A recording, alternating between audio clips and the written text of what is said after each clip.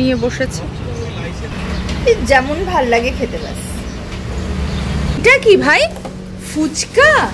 ঘুম পাচ্ছে জানো তো, কালকে সারা রাত ঘুমাইনি, তার মধ্যে আমার আবার তলপেটে প্রচন্ড ব্যথা স্টার্ট হয়েছে। গুড মর্নিং বন্ধুরা, কেমন আছো? নিশ্চয় একদম ভালো আছো, আমিও আছি। 9:30 বেজে গেছে সকাল। বেশ সুন্দর ফুরফুরে হাওয়া দিচ্ছে। একটুখানি বাইরে যাচ্ছি, কাজ আছে, একটুখানি ব্যাংকের কাজ নিয়ে বার হয়েছি। তো ব্যাংকের কাজটা সারবো, সেরে ফিরতে ফিরতে দেখি কতক্ষণ হয়। রোদও আছে দেখো। ব্লগটা স্টার্ট করলাম, সঙ্গে থেকো, দেখা যাক দিনটা কিরম কি গড়া। খুব ইম্পর্টেন্ট একটা কাজ নিয়ে বার হচ্ছি। যাও ঢোকো।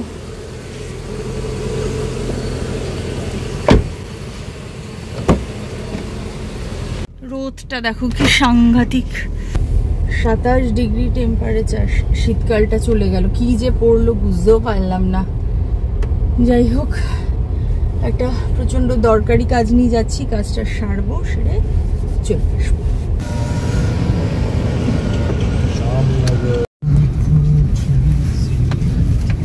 তাই বাবা, ব্যাংকের কাজ হয়ে গেছে, এবার ফিরে যাব। তার আগে একটুখানি ছোট আর একটা কাজ আছে, সেটা করছি। করে তারপরে যাবো একটু রোলের দোকানে, রোল নিয়ে নেব। কারণ এখন 11:30 বাজে, আমার এখান থেকে বাড়ি পৌঁছে রান্না বান্না করতে অনেকটা লেট হয়ে যাবে। রোল নিয়ে নেব, simple egg roll, egg chicken roll, মেয়ের জন্য, আমাদের জন্য। ওইটা দিয়ে আমাদের লাঞ্চ হয়ে যাবে, মানে দুপুরটা মিটে যাবে। এই জায়গাটা একটু ডেন্ট হয়ে গেছিল, সেই জায়গাটা একটু ঠিক করা হচ্ছে। কিভাবে দেখো শুয়ে করতে হচ্ছে, একটুখানি জাস্ট ওইটুকু ঠিক করতে 150 টাকা, বোঝে 100 টাকা হাতির খরচা। গাড়ি হচ্ছে হাতি বসে। এবারে যাচ্ছি আমরা রোলের দোকানে।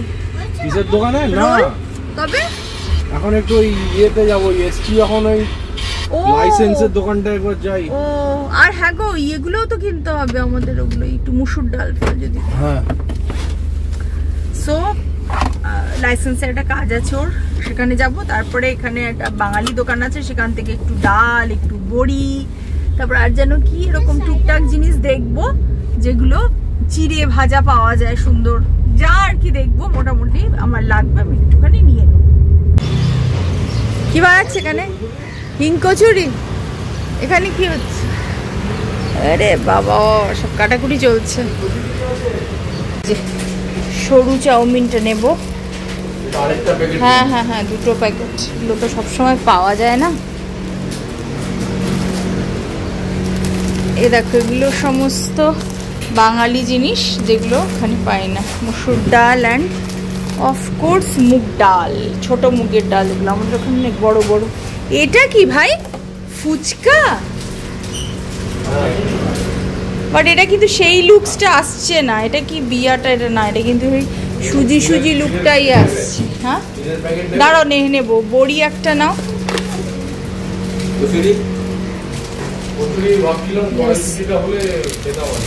এই এর মধ্যে ইয়ে নেই, শুকনো লঙ্কা নেই? এমা কেন সেগুলো হয়ে গেল?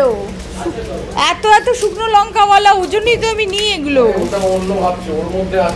না নেই এর মধ্যে, দেখো না, আগে বাইরে থেকে দেখা যেত শুকনো লঙ্কা গুলো।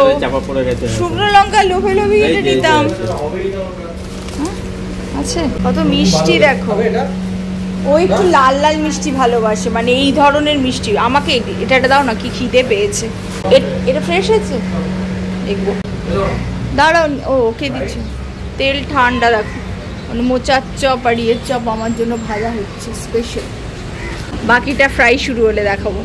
ওই ইয়ে না, মাখা সন্দেশ না এটা? আরে দাঁড়া, আমার চপ আসু, চপটা খেয়ে মিষ্টি খাবো তো। আমড়াঙা আচার, ওফ, কুলের আচার, ওএমজি কুলের আচার আমার যে কি ভালো লাগে। চালতাও আছে, কি ভালোবাসি আচার।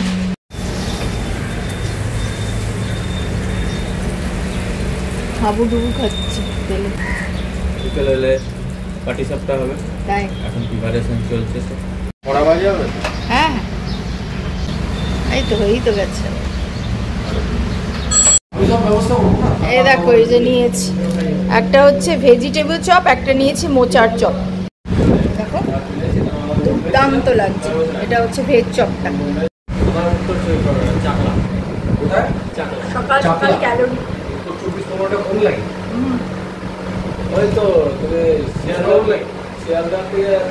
বাদাম টাদাম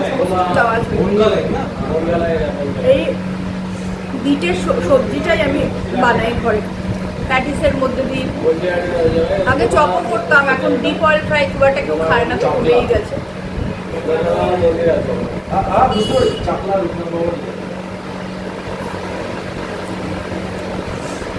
আচ্ছা আচ্ছা বলেছি একটু বিট নুন দিয়ে দিতে, আমার তো ভালো লাগে। সব দিয়ে নিয়ে তুমি টোটাল কত হলো? চপটা ভেজিটেবল চপটা দারুণ হয়েছে। না তুমি খাবে একটু? না, চাউমিন দুটো আর 2 প্যাকেট চাউমিন, মসুর। এটা হচ্ছে মোচার চপটা, খাস্তা হয়েছে কিন্তু বেশ। এই মোচার চপের মধ্যে যদি চিংড়ি দেওয়া যেত গো, আহা অমৃত। দারুণ খেলাম মোচার চপ আর ভেজিটেবল চপটা, মন থেকে বলছি জাস্ট অসাধারণ ছিল। পুরটা দারুণ বানিয়েছে, আর সাথে সাথে এখন একদম টাটকা টাটকা করলো তো গরম, দুর্দান্ত লাগলো খেতে। বাট মিষ্টিটা খুব একটা সেরকম নয়। যে কালো জামুন একটা খেলাম, আমার মিষ্টি আমি দেখেছি যে যতটা এক্সপেকটেশন নিয়ে খাই বোঝাই যায় ফ্রেশ না most of the time. But মোচার চপ আর ভেজিটেবল চপ জাস্ট অ্যামেজিং। সন্ধ্যেবেলা পাটিসাপটা বিক্রি হয় সন্ধ্যেবেলা, আর এখন এমনি ঘুগনি ফুগনি সব কিছু হচ্ছে বলছে। হয়ে গেছে, এবার এখান থেকে যাব অন্য কাজে। চলো, অনেকগুলো জিনিস নেওয়া হয়ে গেছে, বাট যেহেতু বারবার আসা হয় না সেহেতু প্রত্যেকটা কাজে চলো দেখো দূর থেকে ওই বেলুনগুলো শীতকালে কি ভাল লাগছে না দেখতে, সব নিয়ে বসেছে। 12টা বাজে, বাবা সাউন্ডটা একটুখানি কমাও। 12টা বাজে, রাতুল গেছে এগরোলটা নিয়ে আসতে। এখন আর খাওয়া সম্ভব না, বিকজ চপটা খেয়ে পেটটা ভরে গেছে একদম। নিয়ে যাব, গিয়ে খেয়ে নেবো পরে, কারণ আমাদের বাড়ি ফিরতে ফিরতেই এখন যা ট্রাফিক থাকে, মানে বেশ আরামসে 1:30 হবে।